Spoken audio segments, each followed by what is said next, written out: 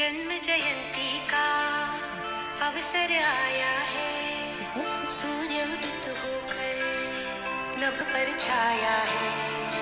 जन्म जयंती का अवसर आया है, सूर्य उदित होकर नभ पर छाया है। जैन धर्म का ये गर्व मनाते हैं, उनके वचनों पे हम सब चलते हैं। वो ही दुलारा माँ कृष्णा का नंदन प्यारा, वो ही हमारे प्रगति की है धारा।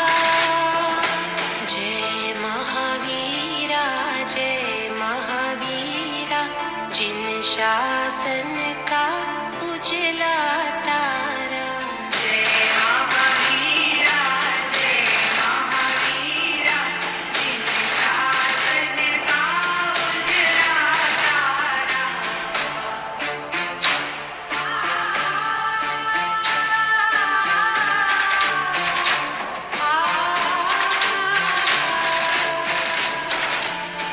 पावन ये धर्म हमारा, मंगल ये धर्म हमारा, जिन शासन का ये उजाला। जय जय महावीरा।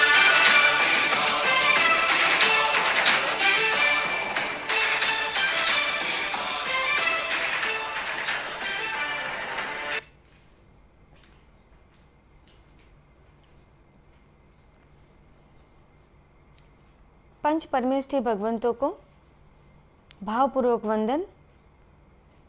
सभी धर्म प्रेमी भाइयों और बहनों को मेरा जय जिनेन्द्र।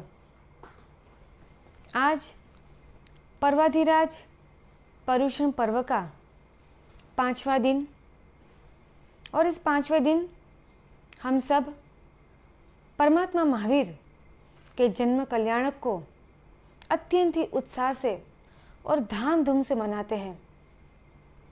लेकिन आज की परिस्थिति को देखते हुए हम सब घर में बैठे हुए हैं, ना हम मंदिर जा पा रहे हैं, ना हम उपाश्रय जा पा रहे हैं। इतने सालों तक हर साल बड़े स्केल पे हम परमात्मा का जन्म कल्याणक मनाते आए हैं, लेकिन आज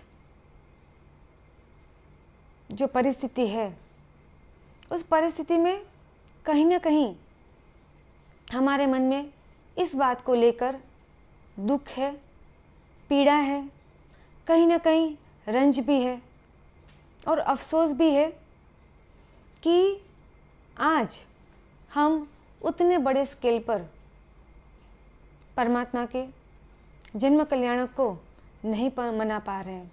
लेकिन ये परमात्मा के वचन है कि कैसी भी परिस्थिति क्यों न हो, उस परिस्थिति को हमें सहर्ष स्वीकार करना है। ना हमें कोई दुख करना है, ना हमें कोई अफसोस करना है, बल्कि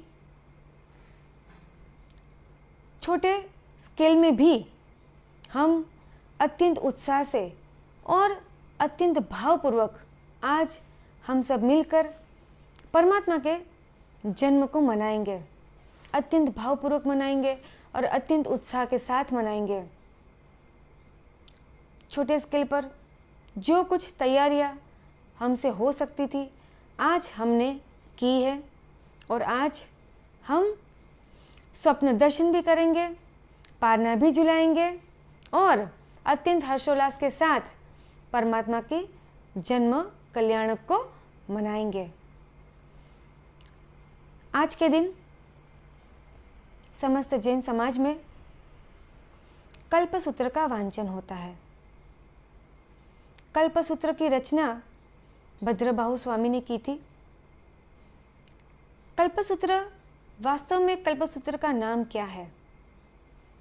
आचार्य भद्रबाहु स्वामी जो चौथ पूर्व के ज्ञानी थे, उन्होंने दशास्कृत स्कंद की रचना की, जिसमें 10 प्रकरण को दशा नाम से जाना जाता है। उसमें जो 8वां प्रकरण है वो है कल्पसूत्र, जिसे परुषणा कल्प भी कहा जाता है। तो ये जो कल्पसूत्र है, इस कल्पसूत्र में इसके 3 विभाग किए गए हैं। पहले विभाग में तीर्थंकर के चरित्र का वर्णन है, दूसरे विभाग में स्थविरावली है और तीसरे विभाग में साधुओं की समाचारी का वर्णन है। कल्पसूत्र को बारसा सूत्र भी कहा जाता है, क्योंकि कल्पसूत्र में 1200 गाथाएं हैं, इसीलिए कल्पसूत्र को बारसा सूत्र भी कहा जाता है। कल्पसूत्र के प्रथम विभाग में जो तीर्थंकर के चरित्र का उल्लेख है, उसमें परमात्मा महावीर के जीवन चरित्र का अत्यंत विस्तार से वर्णन किया गया है। परमात्मा के 27 भव का अत्यंत विस्तार से वर्णन कल्पसूत्र में है। परमात्मा के 27 भव, तीर्थंकर की माता को जो 14 स्वप्न आते हैं, तो उस स्वप्न का फलादेश क्या है, कितने प्रकार के स्वप्न होते हैं, ये सारी जानकारी विस्तार से कल्पसूत्र में दी गई है। तीर्थंकर की माता को रात्रि के चौथे प्रहर में 14 स्वप्न दिखाई देते हैं। स्वप्न शास्त्र के अनुसार 72 प्रकार के स्वप्न होते हैं, जिसमें से 42 टाइप्स के जो स्वप्न है वो सामान्य फल देने वाले होते हैं, और जो बचे 30 प्रकार के स्वप्न, उन स्वप्नों को महास्वप्न कहा जाता है। तो जो 30 प्रकार के महास्वप्न है, उसमें से 14 महास्वप्न तीर्थंकर की माता स्पष्ट रूप से देखती हैं।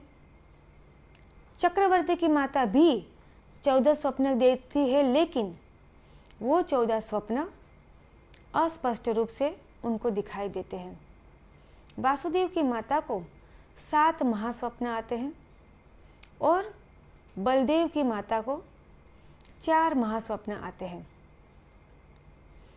तीर्थंकर का च्यवन अगर देवगति से हुआ है, तो 12वें स्वप्न में माता देव विमान देखती है।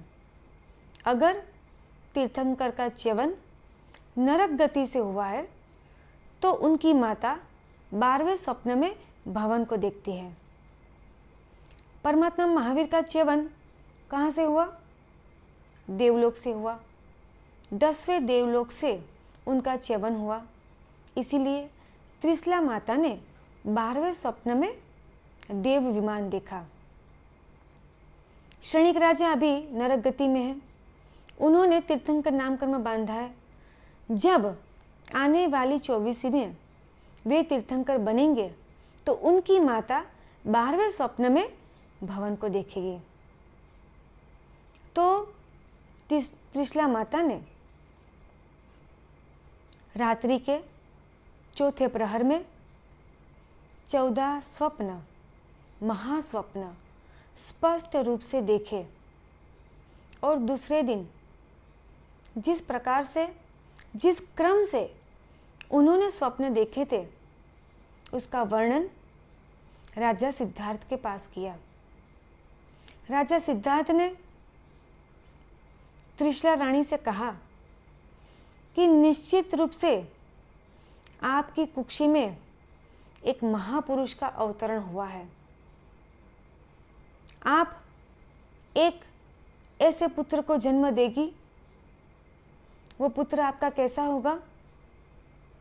कुल प्रदीप होगा, कुल वतंसक होगा, कुल यशकर होगा, कुल दिनकर होगा, कुल नंदीकर होगा, कुल पर्वत होगा, कुल कीर्तिकर होगा और कुल विवर्धक होगा, ऐसे पुत्र को आप जन्म देगी।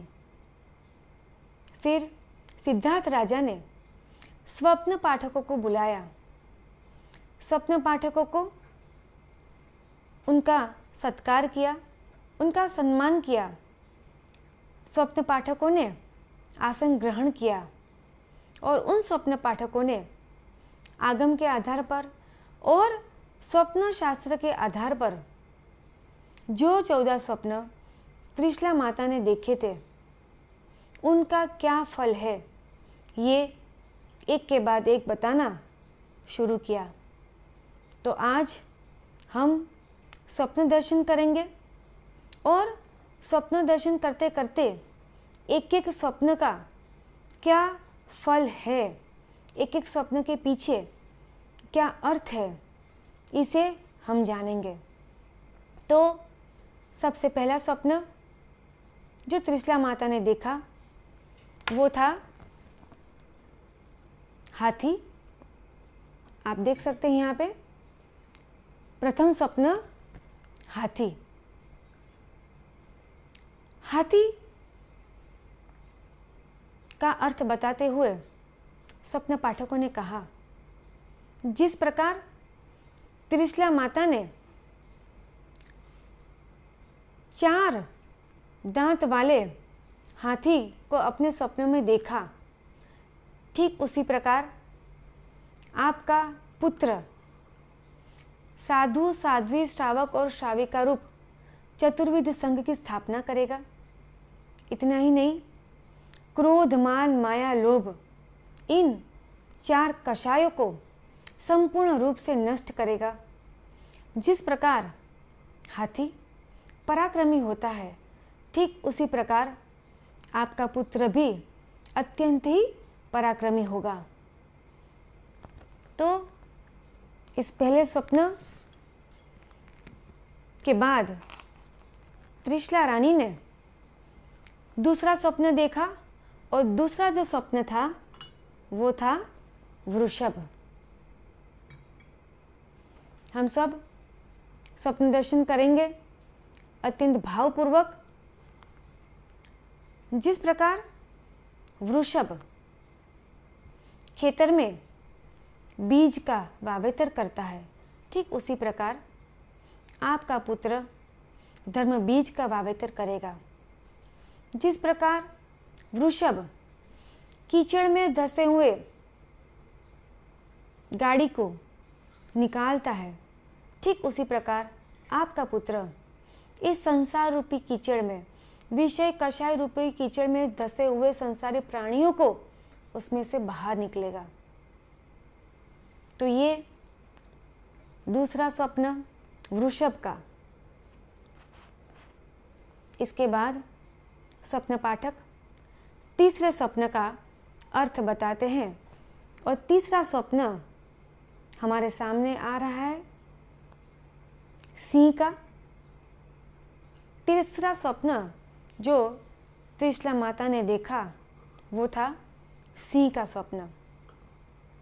जिस प्रकार सिंह जंगलों का राजा है, ठीक उसी प्रकार आपका पुत्र तीनों लोक का राजा बनेगा, तीनों लोक का नाथ बनेगा।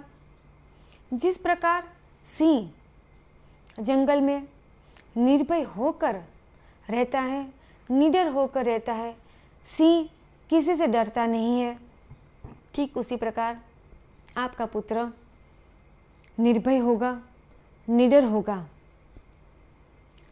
तो इस प्रकार तीसरा स्वप्न आप देख रहे हैं। चौथा स्वप्न जो त्रिशला माता ने देखा वो स्वप्न था लक्ष्मी जी का। तो लक्ष्मी जी इस स्वप्न का फल क्या है ये बताते हुए स्वप्न पाठक ने कहा कि आपका पुत्र अपार धन, संपत्ति, वैभव का मालिक बनेगा, लेकिन आपके पुत्र को धन के प्रति, वैभव के प्रति, संपत्ति के प्रति किसी भी प्रकार की आसक्ति नहीं होगी, ना ही ममत्व होगा, बल्कि आपका पुत्र केवल ज्ञान रूपी लक्ष्मी के लिए पुरुषार्थ करेगा और केवल ज्ञान रूपी लक्ष्मी को प्राप्त करेगा। इस प्रकार ये है चौथा स्वप्न लक्ष्मी जी का। उसके बाद पांचवा स्वप्न जो त्रिशला माता ने देखा वो था पुष्पमाला। हम सब देख रहे हैं यहाँ पे पुष्पमाला। इसका अर्थ बताते हुए कहा कि जिस प्रकार पुष्प समस्त वातावरण को सुगंधित करते हैं, सुवासित करते हैं, ठीक उसी प्रकार आपका पुत्र अपने सद्गुणों की सुवास को चारों ओर फैलाएगा, समस्त वातावरण को, समस्त लोक को अपने सद्गुणों की सुवास से सुवासित करेगा, संपूर्ण लोक को अपने गुणों से महकाएगा। तो ये है पांचवा स्वप्न पुष्पमाला का। उसके बाद त्रिशला रानी ने छठा स्वप्न चंद्र का देखा। छठे स्वप्न में उन्होंने चंद्र को देखा। चंद्र शांति एवं शीतलता का प्रतीक है। जिस प्रकार चंद्र शीतलता प्रदान करता है, शांति का प्रतीक है, ठीक उसी प्रकार आपका पुत्र इस संसार में आदि व्याधि और उपाधि से त्रस्त जीव को शीतलता प्रदान करेगा, शांति प्रदान करेगा। समस्त संसारी जीव जो कषायों के कारण, भीतर के आकुलता व्याकुलता के कारण अंदर से जो झुलस रहे हैं, अंदर से जो जल रहे हैं, इन जीवों को अपनी वाणी से शांति प्रदान करेगा। तो ये है छठा स्वप्न चंद्र का। इसके बाद सातवां स्वप्न आपके सामने आ रहा है। सातवां स्वप्न जो त्रिशला माता ने देखा वो था सूर्य का स्वप्न। जिस प्रकार सूर्य की एक किरण समस्त अंधकार को नष्ट कर देती है और संपूर्ण विश्व में प्रकाश फैला देती है, ठीक उसी प्रकार आपका पुत्र अज्ञान रूपी अंधकार को दूर करेगा और ज्ञान के प्रकाश से संपूर्ण जगत को, संपूर्ण विश्व को प्रकाशित करेगा। तो ये सातवां स्वप्न सूर्य का। इसके बाद त्रिशला माता ने आठवां स्वप्न देखा। वो आठवां स्वप्न था ध्वजा। जिस प्रकार ध्वजा गगन में लहराती है, ठीक उसी प्रकार आपके पुत्र की यशोकीर्ति, आपके पुत्र की ख्याति संपूर्ण विश्व में, चारों दिशाओं में, दसों दिशा में लहराएगी। जिस प्रकार ध्वजा गौरव का प्रतीक है, ठीक उसी प्रकार आपका पुत्र भी गौरववंत होगा। संपूर्ण विश्व को आपके पुत्र पर नाज होगा। तो ये है आठवां स्वप्न ध्वजा का। उसके बाद नौवां स्वप्न जो त्रिशला रानी ने देखा वो था कलश। कलश का स्वप्न ये सूचित करता है कि जिस प्रकार कलश को शुभ माना जाता है, कलश का प्रत्येक अंग शुभ होता है और मंगल कार्यों के लिए, शुभ कार्यों के लिए कलश की स्थापना की जाती है। ठीक उसी प्रकार आपके पुत्र का आगमन संसार के सभी जीवों के लिए शुभ होगा, मंगलमय होगा और कल्याणकारी होगा। तो ये है नौवां स्वप्न कलश। इसके बाद 10वां स्वप्न जो त्रिशला माता ने देखा वो स्वप्न था पद्म सरोवर। पद्म सरोवर, जिस प्रकार पद्म सरोवर कमल से परिपूर्ण है और कमल की विशेषता क्या है कि कीचड़ में रहते हुए भी, पानी में रहते हुए भी कमल निर्लिप्त रहता है, ठीक उसी प्रकार आपका पुत्र संसार में रहते हुए भी संसार से, संसार के विषय कषायों से वो संपूर्ण रूप से अलिप्त रहेगा। तो ये है 10वां स्वप्न पद्म सरोवर का। आगे जो 11वां स्वप्न त्रिशला माता ने देखा वो था क्षीर समुद्र। ये 11वां स्वप्न क्षीर समुद्र का। जिस प्रकार समुद्र गंभीर होता है, ठीक उसी प्रकार आपका पुत्र भी गंभीर होगा। जिस प्रकार समुद्र अगाध होता है, अमाप होता है, ठीक उसी प्रकार आपके पुत्र का ज्ञान भी अगाध होगा, अमाप होगा। तो ये है 11वां स्वप्न क्षीर समुद्र का। अब त्रिशला माता ने जो 12वां स्वप्न देखा, वो 12वां स्वप्न उन्होंने देखा देव विमान का। देव विमान का जो ये स्वप्न है, ये सूचित करता है कि आपका जो पुत्र होगा समस्त देवलोक में पूजनीय होगा, समस्त देवलोक में वंदनीय होगा, समस्त देवलोक संपूर्ण विश्व के लिए पूजनीय और वंदनीय होंगे आपके पुत्र। तो ये है 12वां स्वप्न। तत्पश्चात 13वां स्वप्न जो त्रिशला माता ने देखा वो था रत्न की राशि। तो रत्न की राशि, ये जो स्वप्न है ये सूचित करता है कि आपका पुत्र सम्यक दर्शन, सम्यक ज्ञान और सम्यक चारित्र रूप रत्नत्रय की प्राप्ति करेगा। इस विश्व में असली रत्न क्या है? जो रत्न की बात हम करते हैं वो रत्न नाशवंत है, वो रत्न क्षणिक है, वो रत्न क्षणभंगुर है। लेकिन आपका पुत्र ऐसे रत्न की प्राप्ति करेगा जो शाश्वत है, जो नित्य है, और वो रत्न है सम्यक दर्शन, सम्यक ज्ञान और सम्यक चारित्र, जो कि वास्तव में मोक्ष मार्ग है।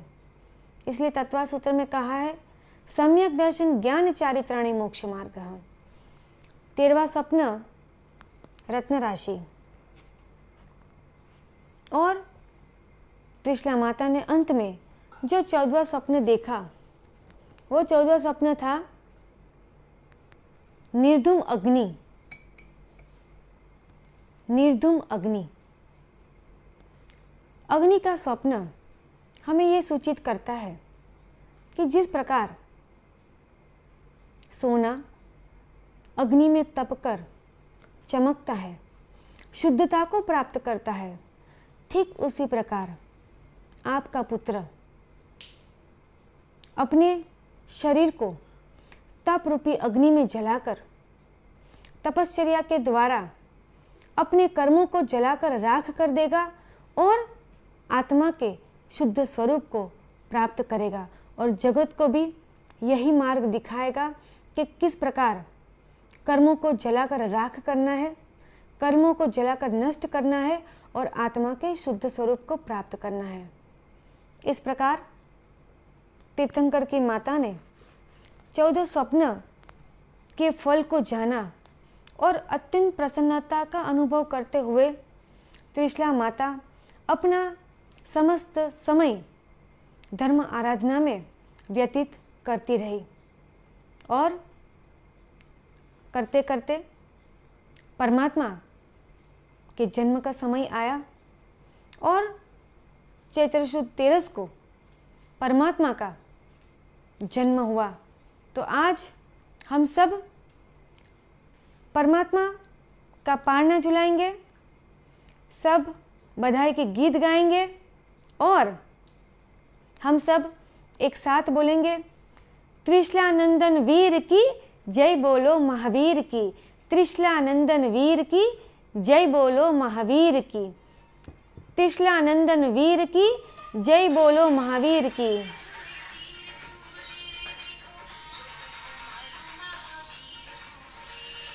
वीर झूले वीर झूले वीर झूले रे देखो नन्नो सुमारो महावीर झूले।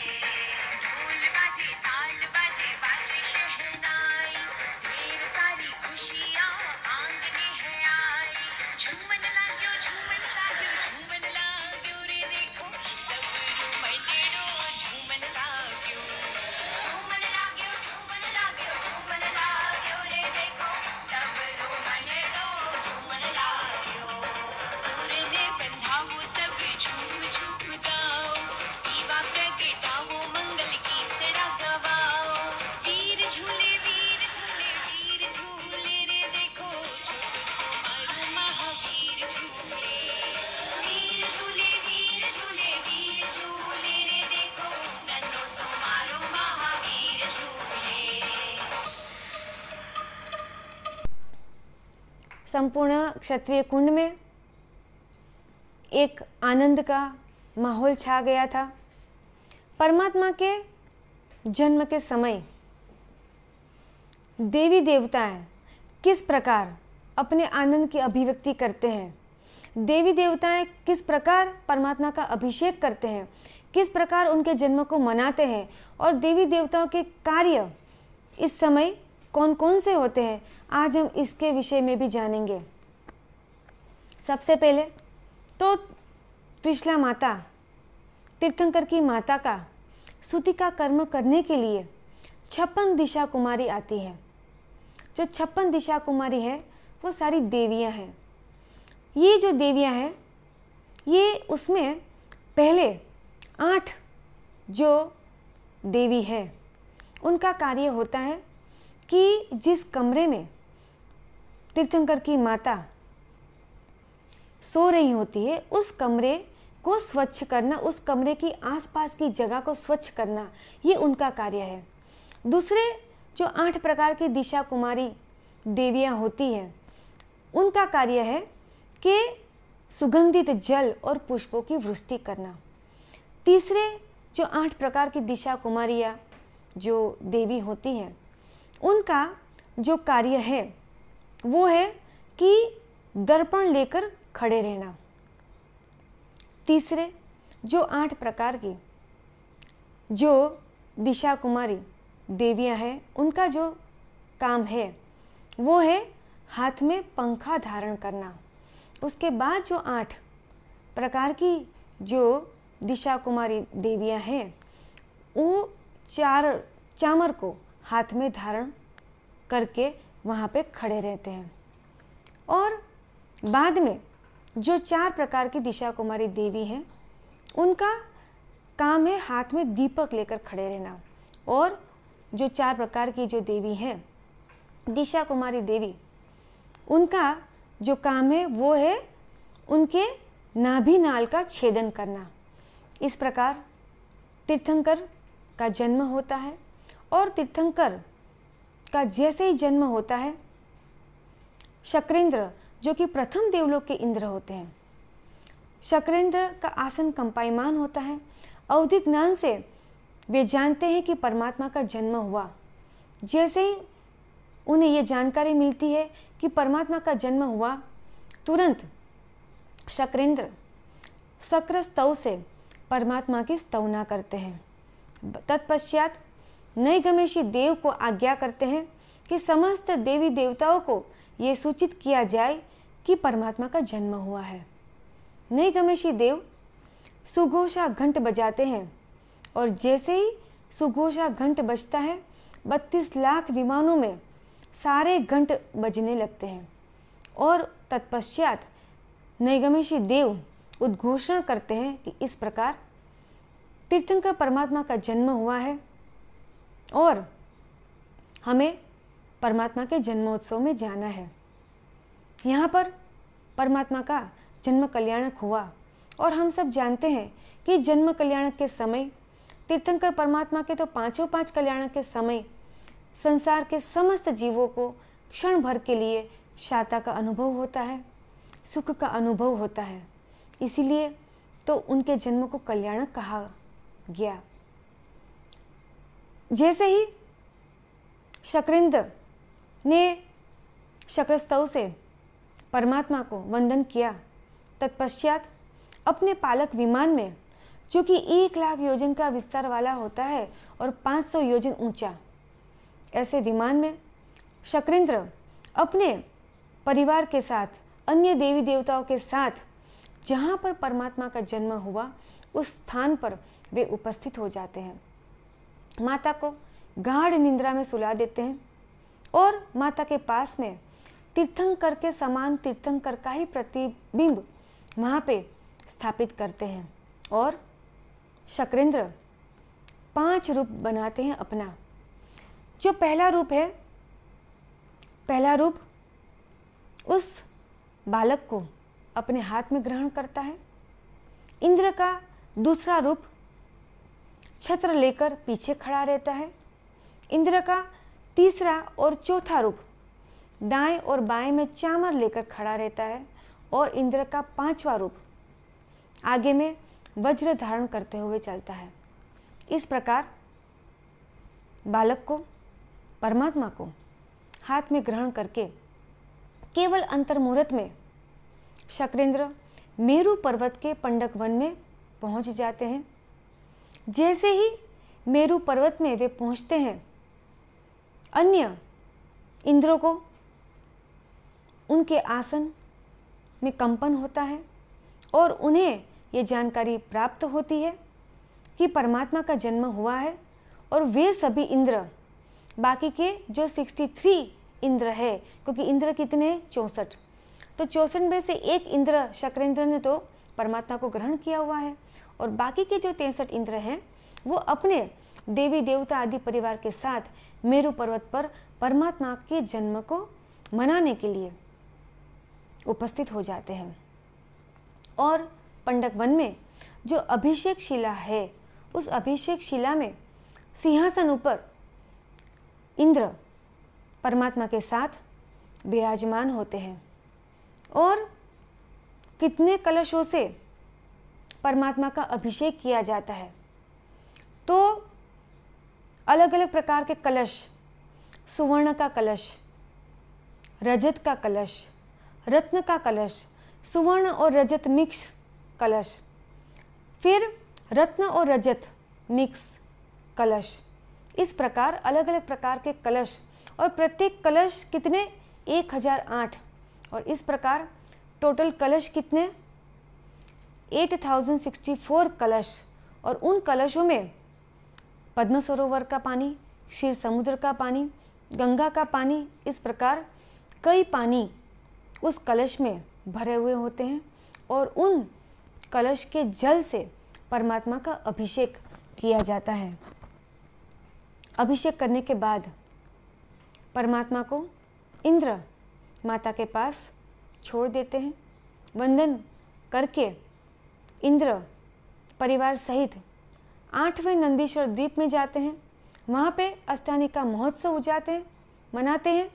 तत्पश्चात अपने स्थान पर वापस लौट आते हैं। इस प्रकार देवी देवता भी अत्यंत हर्षोल्लास से, अत्यंत उत्साहपूर्वक, अत्यंत भावपूर्वक परमात्मा के जन्म का महोत्सव मनाते हैं। परमात्मा के जीवन से हमें काफ़ी कुछ सीखना है। परमात्मा का जीवन हमारे लिए अत्यंत बोधदायी है, अत्यंत प्रेरणादायी है। उनका जीवन हमें क्या कुछ नहीं सिखाता। जो परमात्मा के 27 भव है, नैसार के भव से हमें क्या सीख मिलती है कि जिस प्रकार नैसार को नियम था कि प्रतिदिन अतिथि को भोजन कराने के बाद ही भोजन करना, तो नैसार का भव हमें नियमबद्ध होना सिखाता है कि हम सबके जीवन में भी कोई न कोई नियम अवश्य रूप से होना चाहिए। तत्पश्चात जो मरीचिका भव है, मरीचिका भव हमें ये सिखाता है कि सुखशीलता का परिणाम क्या आता है, उस सूत्र परिणमा करने का परिणाम क्या आता है और अहंकार का परिणाम क्या आता है। तो मरीचिका भव हमें अहंकार रहित होने का संदेश देता है। उस सूत्र परिणमा ना हो जाए, इसका हमें ध्यान रखना है। तत्पश्चात विश्वभूति का भव हमें ये सिखाता है कि हम कोई भी धर्म क्रिया करें, धर्म क्रिया करने के पीछे का उद्देश्य क्या होना चाहिए। विश्वभूति ने संयम लिया, आराधना की, लेकिन संयम का फल मांग लिया। उन्होंने निदान किया। निदान शल्य से हमें अपने आप को बचाना है। हम कभी भी तपश्चर्या करें, कितनी भी धर्म आराधना करें, उसके पीछे का उद्देश्य क्या होना चाहिए। एकमात्र कर्म निजरा, ननत निजरठाय तब महिटिज्जा। एकमात्र कर्म निजरा के लक्ष्य से ही हमें आराधना करनी है। तो ये हमें विश्वभूति का भव सिखाता है। तत्पश्चात त्रिपृष्ठ वासुदेव का भव हमें ये सिखाता है कि कषाय का परिणाम क्या होता है जीवन में, और इंद्रियों की गुलामी, श्रोतेंद्रिय की गुलामी, इसी का फल उन्होंने 27वें भव में उनको भुगतना पड़ा। तो हम अपनी इंद्रियों के गुलाम ना बने, बल्कि हम अपनी इंद्रियों के स्वामी बने। ये सीख हमें उनके त्रिपृष्ठ वासुदेव के भव से प्राप्त होती है। और कषाय को नियंत्रण में रखे, कषाय के आवेश में आकर हम ऐसा कुछ ना कर बैठे कि हमारे निकाचित कर्म का बंध हो जाए और वो हमें भुगतने पड़े। नंदन मुनि का भव हमें क्या सिखाता है, यही कि जो हमें जीवन मिला है, जो हमें मनुष्य भव मिला है, उस मनुष्य भव की सार्थकता किसमें है, एकमात्र आत्म कल्याण में। जो शरीर रूपी साधन हमें मिला है, उस साधन का हमें सदुपयोग करना है। किस प्रकार, धर्म आराधना के द्वारा, तपश्चर्या के द्वारा। सोचिए, नंदन मुनि के भव में परमात्मा ने कितने मास स्कमण किए, 11,80,645 मास खमण उन्होंने किए। इस प्रकार हमें जो शरीर मिला है, ये स्वस्थ और तंदुरुस्त जो शरीर मिला है, इस शरीर का सदुपयोग हमें आत्म कल्याण के लिए करना है। और परमात्मा का जीवन, परमात्मा का 27वां भव, ये हमें क्या संदेश देता है। कोई भी परिस्थिति जीवन में आए, कितने भी कष्ट जीवन में क्यों ना आ जाए, कितने भी उपसर्ग जीवन में क्यों ना आ जाए, कितने भी विपरीत परिस्थिति क्यों ना आ जाए, सभी परिस्थिति में हमें समभाव रखना है, हमें क्षमा भाव रखना है, हमें सहनशीलता को बढ़ाना है, हमें प्रमाद को छोड़ना है, प्रमाद का त्याग करना है। परमात्मा कितने समय उन्होंने निद्रा ली, 12.5 वर्ष तक की जो साधना उन्होंने की, उस साधना काल में केवल अंतर्मुहूर्त तक उन्होंने नींद ली। हमें परमात्मा के जीवन से सीखना है कि उन्होंने निरंतर धर्म जागरण किया। तो धर्म जागरण का संदेश हमें परमात्मा के जीवन से मिलता है कि हम अपनी नींद को कम करें और ज़्यादा से ज़्यादा समय हम धर्म जागरण करें, हम धर्म आराधना करें, हम स्वाध्याय करें, हम धर्म ध्यान करें, हम चिंतन मनन करें और सभी परिस्थिति में समभाव में रहने का प्रयत्न करें। ये हमें परमात्मा के जीवन से सीखने को मिलता है। परमात्मा ने जीवन भर हमें कुछ न कुछ दिया। जन्म के समय सभी जीवों को शाता दी, उन्होंने माता पिता को वचन दान दिया, दीक्षा के समय संवत्सर दान दिया, चंदन बाला को प्रथम साध्वी जी बनाकर श्रेष्ठ स्थान दिया, गौशालक को सम्यक्त्व का दान दिया और संगम जिसे कुछ भी देना संभव नहीं था, ऐसे संगम देव को परमात्मा ने अश्रु का दान दिया। और हम जैसे संसारी प्राणी को परमात्मा ने क्या दिया? ज्ञान रूपी आगम का अमूल्य वारसा उन्होंने हमें दिया। सोचिए कितनी अमूल्य भेंट परमात्मा ने हमें दी। आगम के द्वारा उन्होंने हमें ये बताया कि संसार परिभ्रमण से मुक्त होने का मार्ग क्या है, किस प्रकार हम दुर्गति से अपने आप को बचा सकते हैं, किस प्रकार हम आत्मकल्याण कर सकते हैं, किस प्रकार आत्मिक विकास की साधना में हम आगे बढ़ सकते हैं।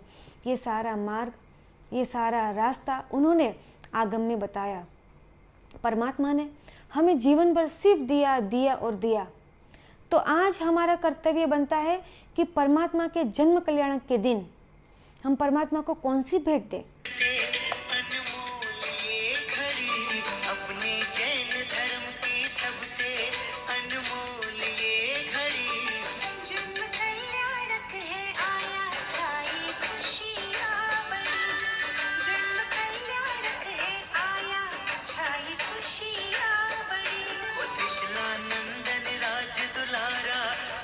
फूलों की लड़ी, कृष्णानंद